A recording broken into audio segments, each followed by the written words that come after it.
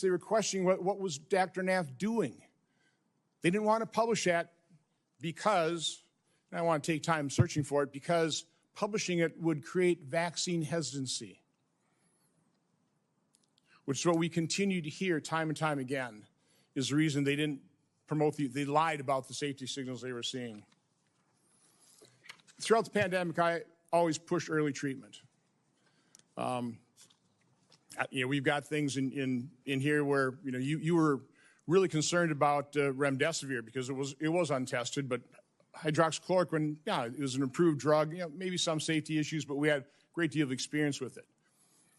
All of a sudden, you had the Surgisphere study that was retracted within 2 weeks because it was completely false, totally blew up the use of hydroxychloroquine.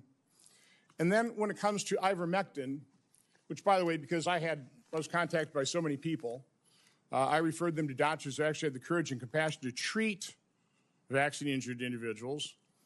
It works. But I was going to ask you whether you were involved in the FDA attack on ivermectin. You had a interview on CNN on August 29th of 2021, where, again, I just don't want to take time to find the exact quote, but you said there's no evidence that ivermectin is helpful. On that exact same day, and I've got the studies right here.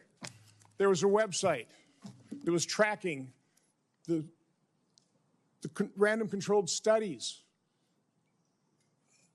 Here they are, showing 60, 70% efficacy of ivermectin. The same day you say there's no evidence, there was all kinds of evidence. Loved ones had to go to hospitals, had to sue hospitals. Just, would you try it? So I would want to know, to what extent were you involved in sabotaging hydroxychloroquine, ivermectin, and did you do that because you knew the only way you get an emergency use authorization for these drugs, these experimental gene therapy, was if there was no effective treatment, you couldn't get the emergency use authorization. So is that why you helped sabotage these cheap generic drugs in favor of remdesivir, which, by the way, nurses, are you aware of the fact that nurses called it run, death is near?